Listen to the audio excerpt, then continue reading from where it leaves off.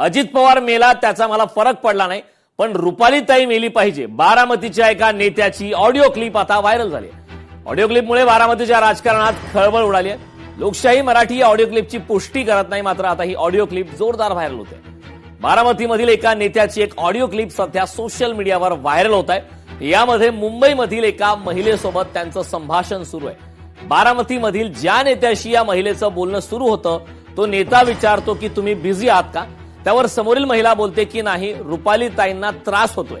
त्यावर बारामतीमधील हा नेता म्हणतो अजित पवार मेला त्याचा मला फरक पडला नाही, रुपाली मेली तर मला लय फरक पडेल.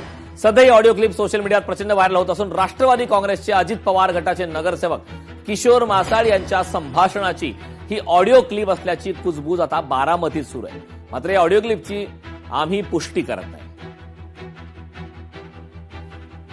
हॅलो, बिझी आहात का तुम्ही? नाही हो, ते रुपालीताईंना त्रास होतोय. आम्ही ताईंना आम्ही एकच इथे आहे ना. मेली पाहिजे रुपालीताई. ए अरे गप रे बाबा, कशाला दुसऱ्यांना मारतो. मग ठीक आहे, मला वाटलं मेली पाहिजे तर मी म्हणतो मेली पाहिजे. हा, अजित पवार मेला त्याचा मला फरक पडला नाही, त्यात रुपाली मेली तर मला काय लय फरक पडायचा आहे? तुला मी मेले तरी कुठे काय फरक पडायचंय. हा, तू मेली तरी मला नाही फरक पडायचा. पुढं संपलं. मग काय कशाला लोड घेतो तू, जाऊ दे आपलं काय. आम्ही फोन केल्यावर फक्त उचलत जा, एवढी आमची इच्छा, बाकी काय माझी नाही उचलणार. पुढं नाही का, मग करत नको जाऊ फोन. नाही केला चालतोय. पुढं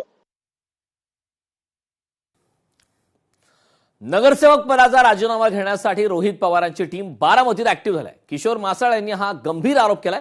सुनेत्रा पवार माझ्या नगरसेवकाचा राजीनामा मागितला नाही, मी बारामती नगरसेवक पदाचा राजीनामा देणार नाही, पण मी राष्ट्रवादीचा युवक प्रदेश उपाध्यक्ष पदाचा राजीनामा देणार.